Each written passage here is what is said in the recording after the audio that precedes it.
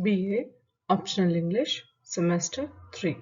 Thou art indeed just Lord. A poem by Gerard Manley Hopkins. In this poem, he is questioning God about his treatment of sinners and his believers, expressing his frustration for the disparity between the believers and the non-believers or sinners, the poet's disappointment for not being able to achieve greatness in his poems so far, and he is also seeking poetic inspiration. He is pleading, imploring God to help him write a great poem.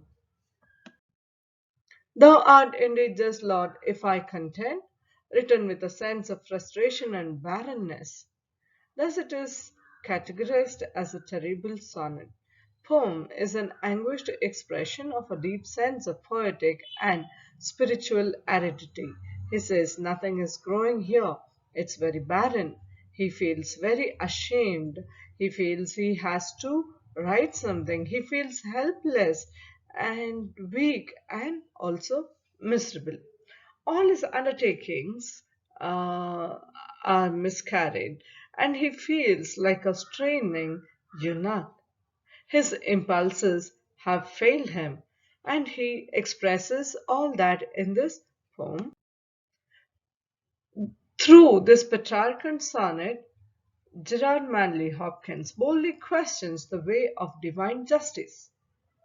He asks, he contends, why God allows sinners to prosper while he, his faithful servant, suffers from the consciousness of failure, frustration, and creative sterility. However, the questioning does not go on to become a full-scale revolt. Eventually, it becomes a prayer for deliverance from spiritual impotence. Thus, the complaint is forcibly worded, terse, and fiercely stated.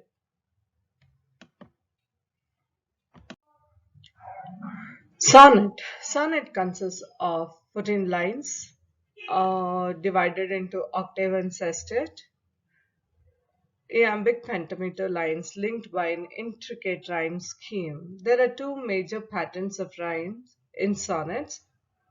The first one is Italian or Petrarchan. The second one is Shakespearean or Spenserian sonnet. Italian Petrarchan sonnet falls into two main parts. The first one is octave, which consists of 8 lines. The octave generally states a problem, and the sestet 6 lines, which gives the solution to the problem stated. It was first imitated in England, later used by Milton, Wordsworth, Christiana Rossetti, etc. It is made technically easy, and a new pair of rhymes in the second 4 lines of the octave is introduced. Whereas Shakespearean sonnet is slightly different. It was developed by the Earl of Surrey and other English experiments in 16th century. It falls into 3 quatrains and a couplet. The rhyme scheme is like A B A B, C D C D, E F E F, and G G. Each quatrain is linked to the next by a continuing rhyme AB, AB, then we have BC, BC, and then CD, CD. The last one, the couplet would just be EE. So with this, we come to the end of this session. Thank you.